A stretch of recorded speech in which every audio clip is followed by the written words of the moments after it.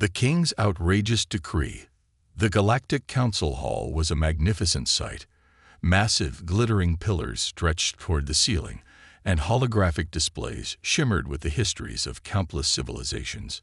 Delegates from every corner of the galaxy filled the room, their vibrant robes and alien features creating a living tapestry of diversity. But today, the mood wasn't serious or diplomatic. It was amused. Laughter echoed through the chamber, bouncing off the polished walls. King Korith of the Zinar Empire stood tall at the center, his golden armor reflecting the soft blue lights of the council. He wore a smug grin as he spoke again, repeating his decree for those who thought they had misheard. I, King Korith of the Zinar Empire, declare that my only daughter, Princess Skalina, shall now belong to the humans, specifically to that one. His finger jabbed toward the lone human in the hall, Captain John Walker. The laughter grew louder. Delegates leaned into each other, sharing amused whispers, and a few couldn't hide their smirks. Humans were new to the Galactic Union, only joining 3 years ago. They were seen as weak, barely capable of space travel, and reliant on outdated technology.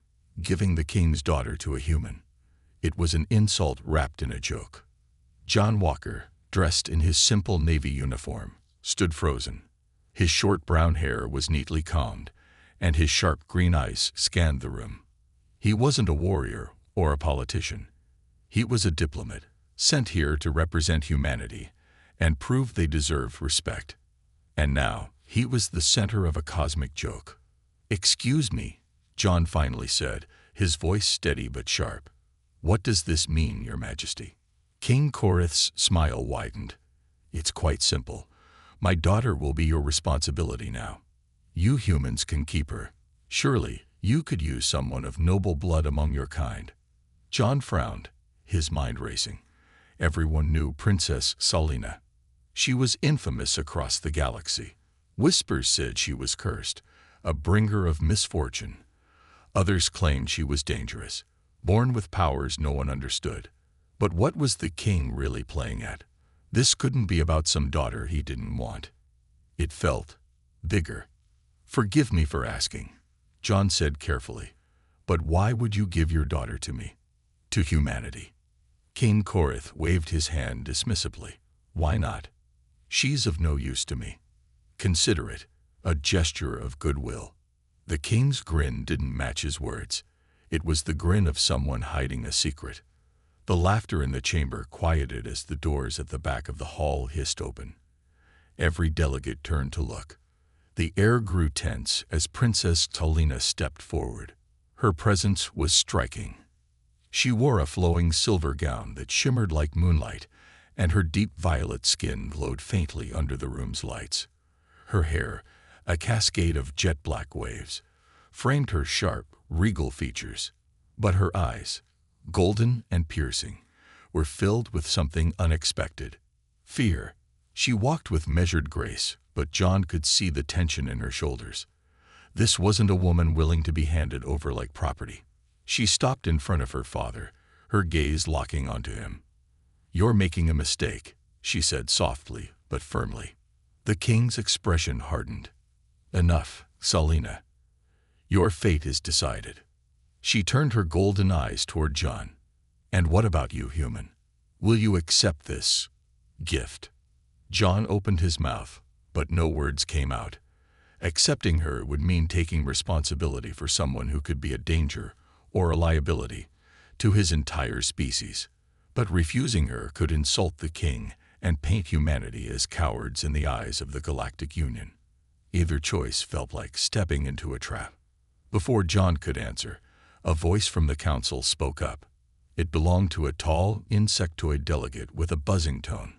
Perhaps the human should think carefully. Taking her might bring ruin to his kind. After all, wherever she goes, chaos follows. Another delegate, this one a reptilian creature with shimmering scales, hissed in agreement. "Yes, human. Beware. Many have tried to keep the princess. None have succeeded." The laughter resumed, but now it was edged with malice. The room wasn't just amused. It was watching, waiting to see if John would embarrass himself further. John straightened his back, his mind clearing. He wouldn't let them make him or his people a joke. "If I accept," he said, his voice louder now, "I will need answers. I won't take responsibility for something I don't understand." King Korith's grin faltered for a moment.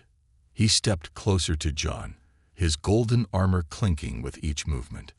"You'll have your answers in time, human," he said, his tone colder now. "But know this, if you refuse my goodwill.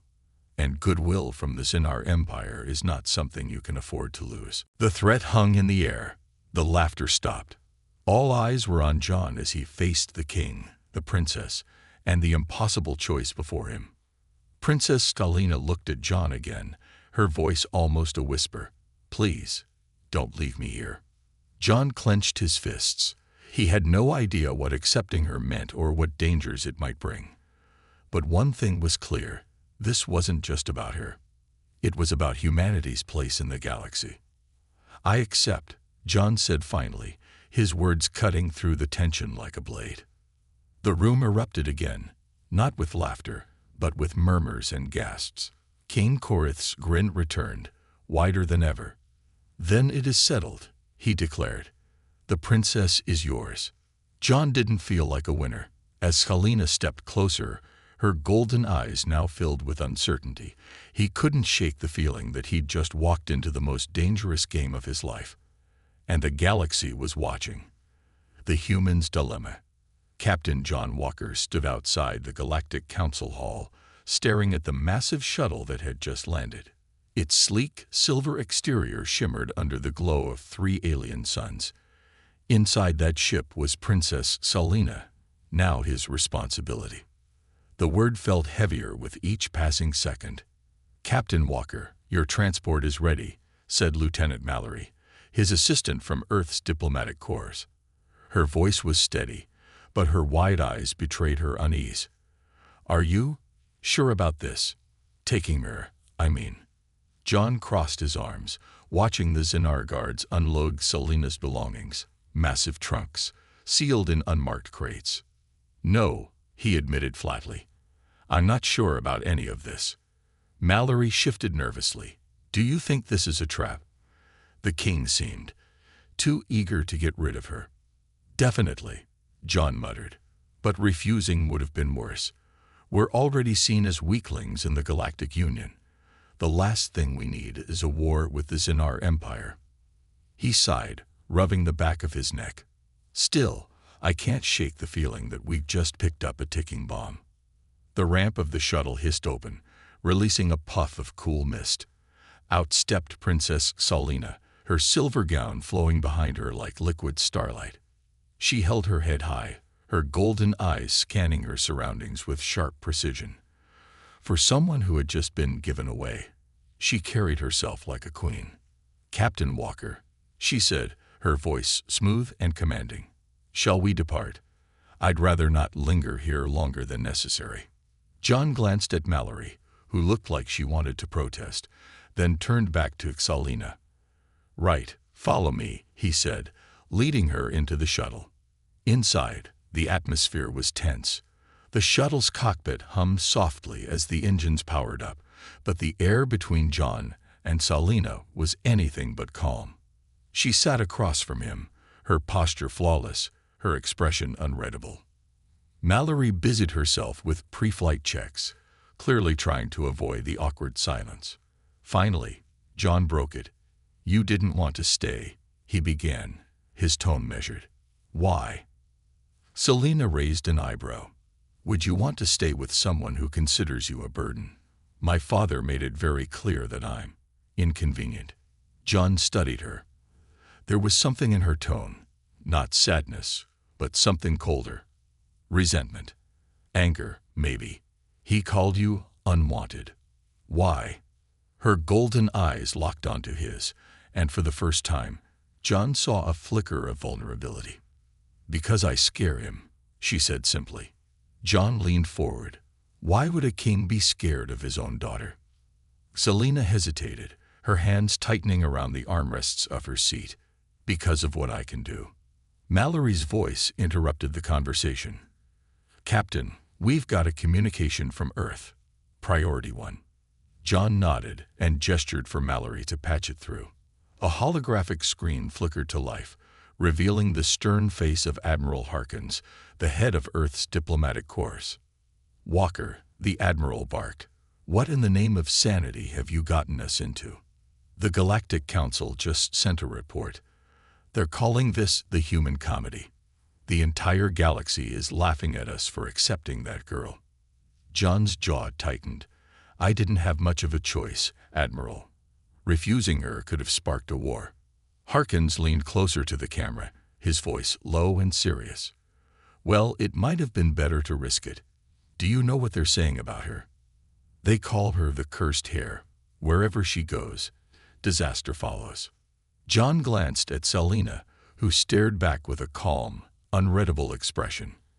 "I'm aware of the rumors," he replied, "but I don't deal in hearsay." Harkins frowned. "You'd better start. The Xenar Empire is already tightening its grip on trade routes near our colonies. This might have been their plan all along, to saddle us with a problem we can't handle while they undermine us." "I'll handle it," John said firmly. "You'd better," Harkins shot back. The hologram blinked out, leaving the cabin silent again. Once the shuttle was in orbit, Selina spoke, her voice quiet but sharp. "He's right, you know." John looked at her. "About what?" "The rumors, the disasters." She leaned back in her seat, her golden eyes flickering with an inner light. "Wherever I go, trouble follows. My father made sure of that." John frowned. "What do you mean?" Selina tilted her head, studying him. "Do you think a princess can walk freely without eyes watching her?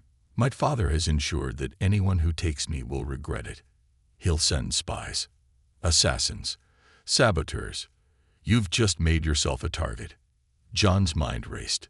It made sense. This wasn't just about her being unwanted.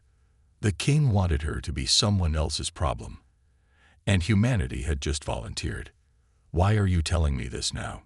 he asked, his tone sharp. "Because I don't want you to die," she replied, her voice calm but serious. "And because if you do, I'll be next." The shuttle's alarms blared suddenly, cutting through the conversation.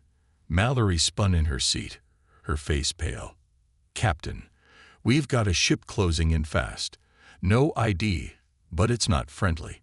John's instincts kicked in. Evasive maneuvers. "Selina, stay here." But the princess didn't move. Instead, she stood and placed her hand on the nearest wall. The ship shuddered, and John turned to see her eyes glowing brighter, her hands crackling with faint energy. "What are you doing?" he demanded. "Helping you survive," she said, her voice steady. "But don't ask me how." The cabin filled with light as her power surged, and John realized that whatever danger she brought, it was already too late to turn back. Secrets of the unwanted daughter. The enemy ship loomed closer, its sleek, angular design bristling with weapons.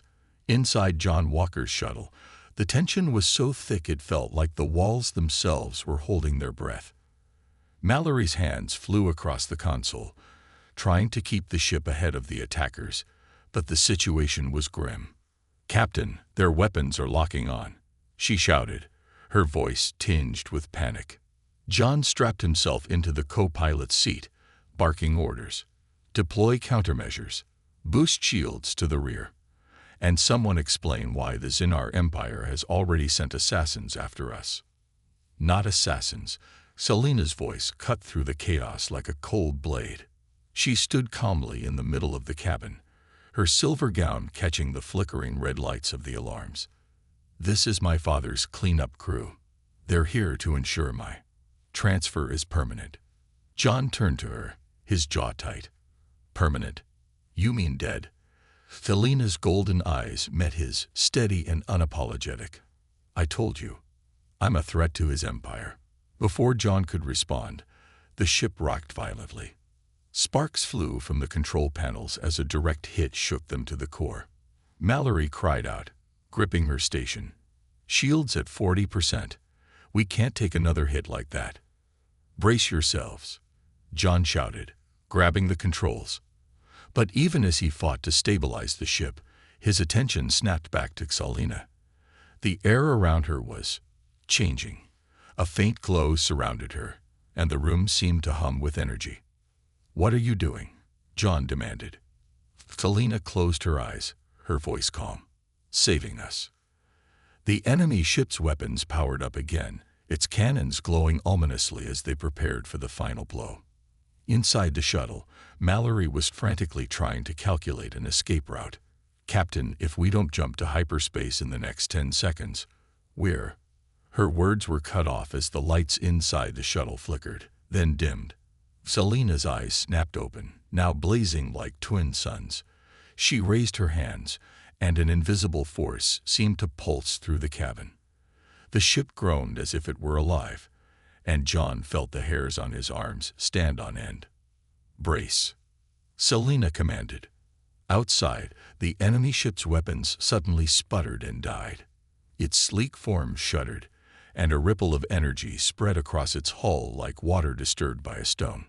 One by one, the lights on the enemy ship went dark.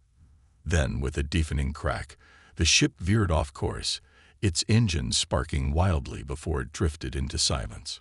Mallory stared at the dead console in front of her. What just happened? John unbuckled himself and turned to Selina, who looked pale but steady, the glow around her fading. "You want to tell me what that was?" he asked, his voice low and dangerous. Selina sank into the nearest chair, her energy clearly drained. "That," she said, her voice barely above a whisper, "is why my father fears me." Once the shuttle stabilized, John ordered Mallory to run a full diagnostic. Selina sat in silence, sipping water from a flask John handed her. She looked fragile now, her earlier regal demeanor replaced by exhaustion. "Start talking," John said, sitting across from her. "What exactly are you capable of?" Selina hesitated, her golden eyes flickering like fading embers. "I don't know everything," she admitted. "It started when I was a child. I get feelings, like I could sense the energy around me.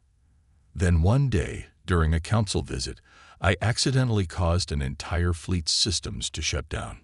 John blinked. "You shut down an entire fleet?" Selina nodded. "My father called it a disaster. The other delegates called it a weapon. They wanted to study me, control me. My father refused. He claimed I was cursed. But I know the truth." "And what's the truth?" John pressed. Selina met his gaze, her voice trembling slightly. "I'm not cursed. I'm evolved. The energy I control isn't magic or some alien anomaly. It's part of who I am. And my father fears that if others knew what I could do, they'd see me as more powerful than him." John leaned back, letting her words sink in. The implications were staggering. If what she said was true, Selina wasn't just a political pawn. She was a game changer. And now she was humanity's responsibility. Before John could respond, Mallory's voice cut through the cabin. "Captain, we've got bigger problems." "What now?" John asked, standing and moving to the cockpit. Mallory pointed to the navigation console, where a flashing red light indicated a system malfunction. "That blast we took earlier fried the warp drive. We're stuck in sublight speed until repairs are done." "How long?" John asked. "Hours, maybe days," Mallory replied. "But that's not the worst of it." John followed her gaze to the sensor display. Several blips were rapidly approaching their position. "Great," John muttered. "More company." Mallory shook her head. "Not company. Those are Xenar warships." John turned to Selina, his frustration boiling over. "I hope you've got more tricks up your sleeve, princess, because your father isn't going to stop until we're all dead." Selina stood, her strength seeming to return. "He won't stop," she agreed. "But I can make sure we survive." John narrowed his eyes. "How?" Selina stepped closer, her golden eyes glowing faintly once more. "By showing you what I'm truly capable of. But if I do, there's no going back. You'll never see me as just a princess again." John crossed his arms, Right now, I don't care what you are.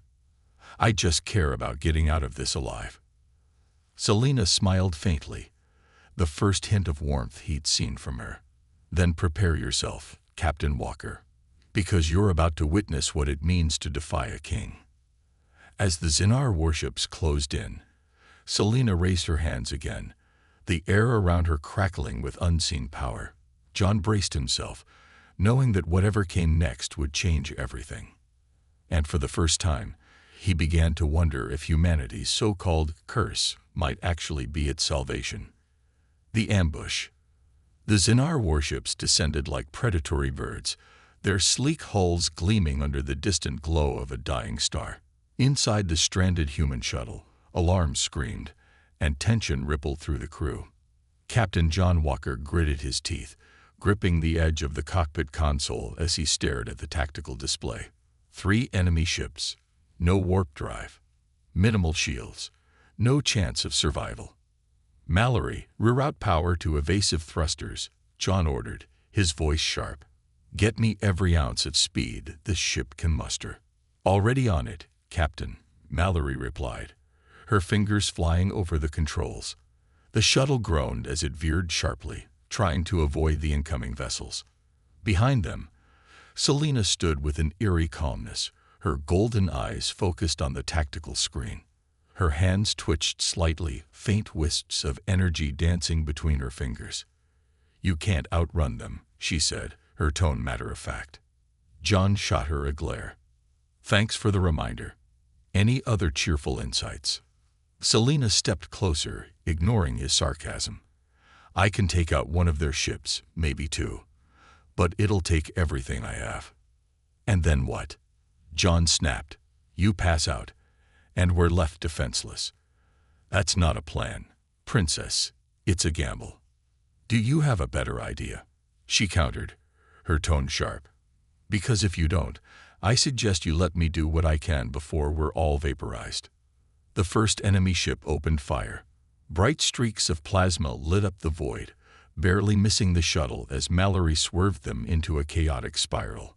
A second ship followed suit, its weapons carving fiery trails across the shuttle's weakened shields. "We're not going to last much longer," Mallory shouted. "Shields at 20%, hull integrity dropping." John turned back to Selena, his jaw clenched. "Fine. Do it. But make it count." Selena nodded, her expression fierce. She stepped toward the center of the cabin and raised her arms. The air around her crackled with raw energy, the same glowing aura from before now radiating outward like a living storm. Her hair lifted as if caught in an invisible wind, and her eyes blazed with an intensity that made even John take a step back. "Brace yourselves," she warned. The energy surge was immediate. The lights inside the shuttle dimmed, and every system flickered as Selena tapped into something primal. A pulse of golden light erupted from her body, spreading outward in a wave. The nearest Xenar ship shuddered violently, its weapons sputtering as its systems began to fail. John watched in stunned silence as Selena clenched her fists, and the Xenar ship crumpled like a piece of paper. Metal groaned, twisted, and finally exploded in a silent burst of debris. The second ship opened fire, but its shots seemed to veer off course, as if repelled by an invisible barrier. Selena turned toward it, her hands outstretched. Another pulse of energy rippled through space, and the second ship's engines erupted in a cascade of flames, leaving it dead in the water. "2 down," John muttered, his voice filled with awe and unease. "How is she?" "Captain, the third ship," Mallory interrupted, pointing at the tactical display. The final Xenar warship wasn't retreating. Instead, it was charging straight toward them, its weapons glowing brighter than ever. "They're going for a ramming strike," Mallory yelled. "Selena," John shouted, spinning toward her. But Selena was already on her knees, her energy flickering like a dying flame. She looked up at John, her face pale and drenched in sweat. "I don't have enough left," she admitted, her voice weak. "I can't stop it." John's mind raced. If Selena was tapped out, they were out of options. The Xenar ship was moments away, its massive bulk growing larger with each passing second. He grabbed the comm system. "Mallory, divert all power to the forward thrusters. We're not waiting to be hit." "You want to ram them back?" Mallory asked, her voice incredulous. "Got a better idea?" John snapped. Mallory hesitated, then nodded. "On it." The shuttle's engines roared as it surged forward, meeting the Xenar warship head-on. But just as the collision seemed inevitable, a sudden burst of light engulfed the battlefield. John shielded his eyes, squinting to make out the source of the interference. When the light faded, the Xenar warship was gone. In its place was a massive, shadowy vessel, a ship unlike anything John had ever seen. Its design was alien even by galactic standards, with jagged organic curves and glowing, pulsating veins that seemed alive. "What the hell is that?" John whispered. Selena's eyes widened in shock, her voice trembling. "It's not Xenar." John turned to her, his chest tightening. "Then who is it?" Before she could answer, the mysterious ship broadcast a single, chilling message in a language John didn't understand. But Selena's face went pale as she translated the words. "They're here for me." The cabin fell silent as the implications sank in. The Xenar Empire might have been dangerous, but this new arrival was something else entirely. Selena pushed herself to her feet, her body trembling from exhaustion. "We need to leave. Now." "And go where?" John demanded. "Our warp drive is still offline." Selena's golden eyes met his, filled with a strange mix of fear and resolve. "Anywhere but here." John nodded, his mind already racing through their limited options. As the alien ship loomed closer, its strange, organic hull glowing ominously, he realized that the Xenar ambush was just the beginning. The real threat had finally arrived. Humanity fights back. The alien ship loomed in the void, its jagged, organic structure pulsing with an eerie red glow. It moved unlike anything John Walker had ever seen. No thrusters, no visible propulsion system. Just a silent, ominous glide that made his skin crawl. Every instinct in him screamed that they were outmatched. "Captain, I'm getting readings I can't even decipher," Mallory said, her voice shaking. "That thing, it's alive, or at least part of it is." John gripped the console, forcing himself to focus. "Can we get the warp drive online?" Mallory shook her head, her face pale. "Not without hours of work. We're dead in the water." Behind them, Selena struggled to stay upright, her body still recovering from the massive energy she'd unleashed earlier. Her golden eyes flickered weakly as she stared at the screen, her fear evident. "They won't attack right away," she said quietly. "They'll want to take me alive. They always do." John turned to her, his expression grim. "Who are they? What are we dealing with?" Selena hesitated, her voice trembling. "The Vorics. They're an ancient race.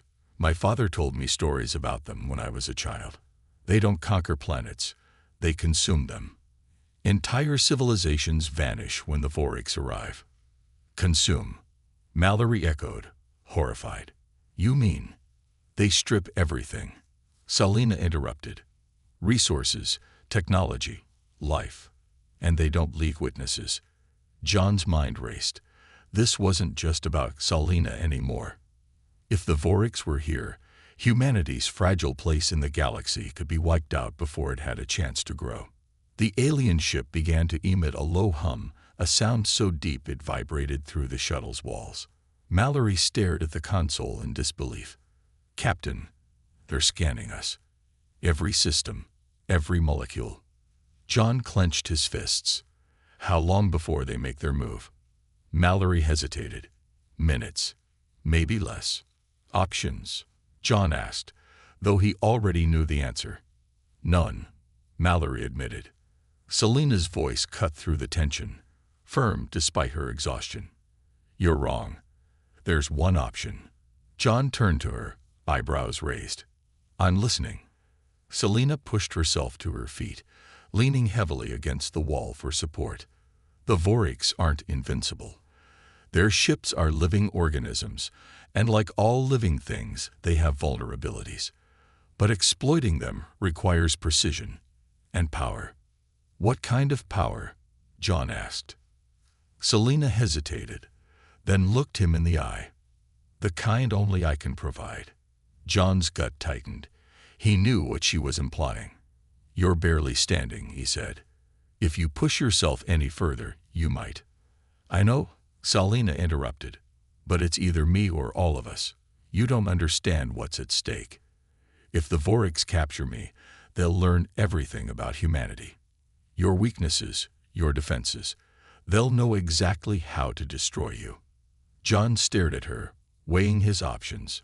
Humanity's survival was on the line, but asking her to risk her life felt wrong. He'd taken her under his protection, after all. But this wasn't just about her anymore. The stakes were too high. All right, he said finally. What do you need? Selena moved to the center of the cabin, her movements slow but deliberate.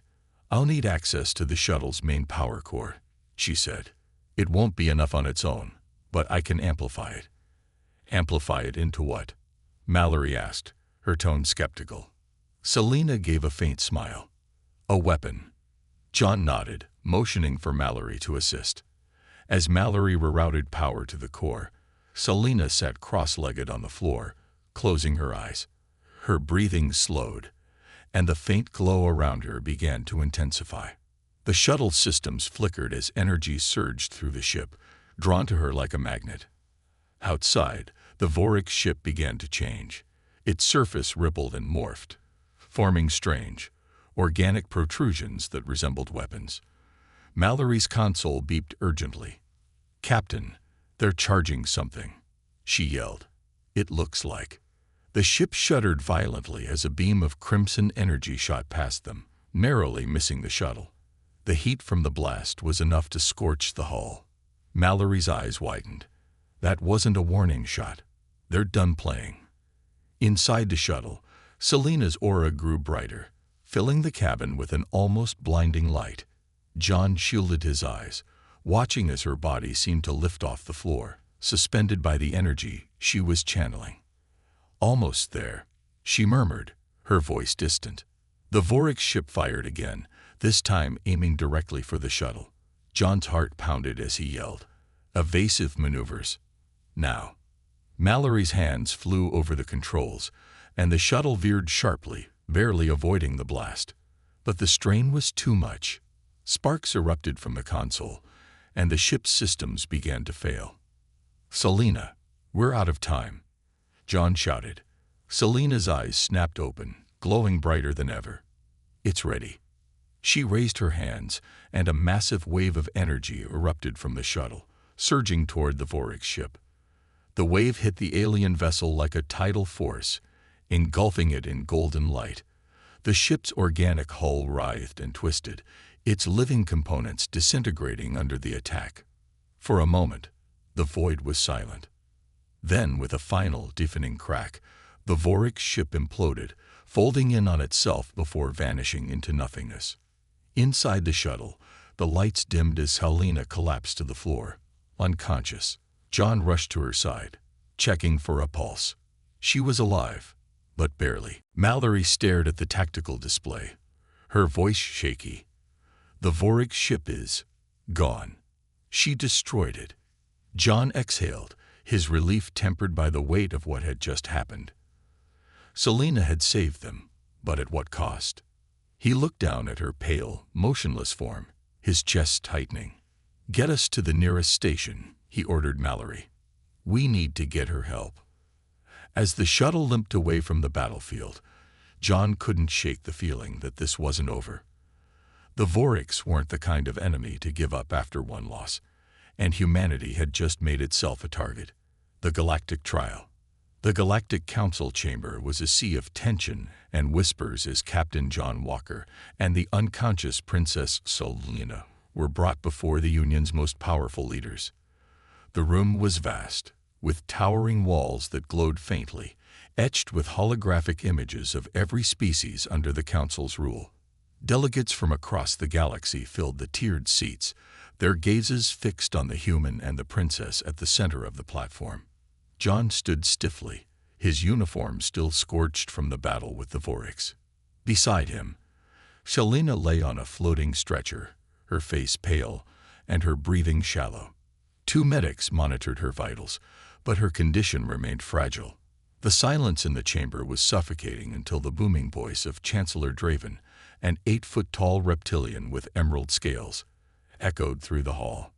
"Captain Walker," the Chancellor began, his slit-pupilled eyes narrowing, "you have disrupted the balance of this galaxy. You bring before us a Xenar Royal, a so-called cursed Heir, and claim to have defeated a Voryx ship. Do you realize the gravity of these actions?" John clenched his fists but kept his tone steady. "Chancellor, with all due respect, humanity didn't seek this conflict. It was forced upon us when King Korath offloaded his daughter onto my people. What I'm here to discuss is the threat we all face, the Voryx." The mention of the Voryx sent a ripple of unease through the chamber.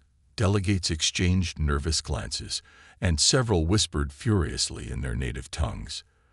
The Voryx were a name that even the most powerful races feared, and the idea that a human had survived an encounter with them seemed absurd.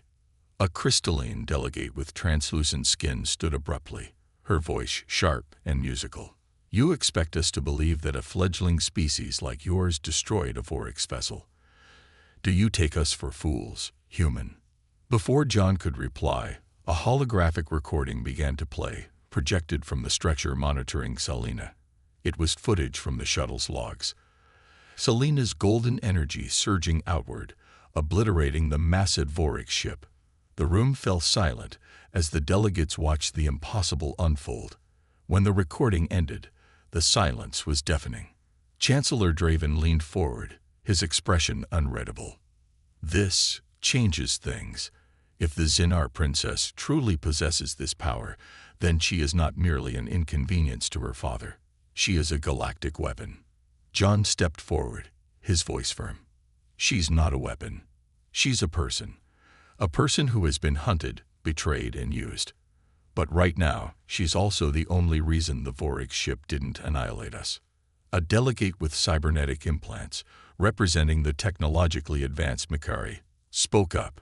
"If what you say is true, Captain Walker, then her power poses a risk not only to the Xenar Empire, but to all of us. Who's to say she won't turn that power against the Galactic Union?" John's frustration boiled over. "The real question is why you're focusing on her instead of the Voryx. They're out there, and they're not going to stop. If we don't unite against them, none of this will matter because none of us will survive." The room erupted into heated debate. Some delegates argued for the immediate containment of Selena, citing the threat her powers posed. Others supported John's call for unity against the Voryx, though their voices were quieter. The balance of power in the room teetered dangerously. As the arguments raged on, Selena stirred. Her golden eyes fluttered open, weak but determined. The medics tried to stop her from moving, but she pushed herself upright, her voice hoarse but steady. "Enough." The room fell silent as every eye turned to her. Despite her fragile state, Selena radiated authority. She looked around the chamber, her gaze piercing. "I am not here to be your scapegoat or your weapon. I am here because the Voryx are a threat to all of us. My father feared me because he thought my power made me dangerous. But he was wrong." She paused, drawing strength from the quiet attention of the room. "My power isn't dangerous. Fear and division are. The Voryx thrive on it. They consume worlds that are too fractured to stand together. If you waste time debating what to do with me instead of preparing for what's coming, then you've already doomed us all." John watched as her words sank in, her presence shifting the atmosphere in the room. Even those who had looked ready to condemn her now seemed uncertain. Chancellor Draven leaned back in his seat, his reptilian gaze thoughtful. "Princess Selena," he said, his tone measured, "you speak of unity, yet your own father cast you out. How can we trust that your intentions align with the greater good?" Selena met his gaze, unflinching. because I've seen what happens when leaders let fear guide their actions. My father is a fool who sought to silence me because he couldn't control me. I will not make the same mistake. I stand here now because I believe that together we can stop the Vorix, but only if we act as one." The chamber buzzed with low murmurs. Slowly, delegates began to nod, some hesitantly, others with conviction. The Makari delegate stood again, this time with less hostility. "If what you say is true, then humanity and the Zinar princess have already proven themselves against the Vorix. Perhaps their survival was no fluke." Chancellor Draven raised a clawed hand, silencing the room. "Very well. Princess Skalina, Captain Walker, the Council will deliberate on your proposal. In the meantime, we will place you both under protective custody." John frowned but held his tongue. Protective custody sounded an awful lot like house arrest, but at least it wasn't an execution order. As guards escorted them out of the chamber, Selena leaned on John for support, her voice barely a whisper. "Do you think they'll listen?" John glanced at her, his expression grim. "They don't have a choice. If they don't, the Vorix will make sure none of us are around to argue." He glanced back at the Grand Hall of the Galactic Council, knowing the fight wasn't over. The battle against the Vorix was just beginning, and humanity's fragile alliance with Selena was the only hope they had. But hope, John realized, was a dangerous thing in a galaxy on the brink of war. Humanity's rise. The Galactic Council's decision came swiftly. Though not without resistance, a fragile alliance was forged, a temporary union between species that had spent centuries mistrusting one another. For the first time in recorded history, the Galactic Union declared a state of emergency, directing its fleets to prepare for a coordinated defense against the Vorix. But not everyone in the galaxy was on board. On board Horizon's Edge, the Earth Diplomatic Corps flagship, Captain John Walker stood in the war room, staring at the holographic map of the galaxy. Red blips marked confirmed Vorix sightings, each one a vanished colony or destroyed fleet. The blips were multiplying. Selena, now recovered but quieter than usual, stood beside him. Her regal demeanor was intact, but the weight of what lay ahead was evident in her golden eyes. "This won't hold," she said softly, gesturing to the map. "The Council's alliance. It's too fragile. Too many species still see me as a threat." John rubbed his temples. "I know. Half of them are more worried about you than the Vorix, and the other half are too proud to admit they need help from a primitive species like humanity. Then we make them listen," Selena said, her voice firmer now. "We show them that unity isn't just a choice, it's survival." John gave her a sideways glance. "Easier said than done. How do you propose we do that?" Selena's lips curled into a faint, almost mischievous smile. "By doing what humans do best." John raised an eyebrow. "And what's that?" "Defy expectations." The plan came together quickly, a testament to humanity's adaptability. While the Council debated strategy and squabbled over leadership, John and Selena took matters into their own hands. They broadcast an open message across the Galactic Union, bypassing official channels entirely. The holographic message was simple but powerful. Selena stood with John on the bridge of Horizon's Edge, the vast expanse of stars behind them. "I am Princess Stalina of the Zinar Empire," she began, her voice steady and commanding.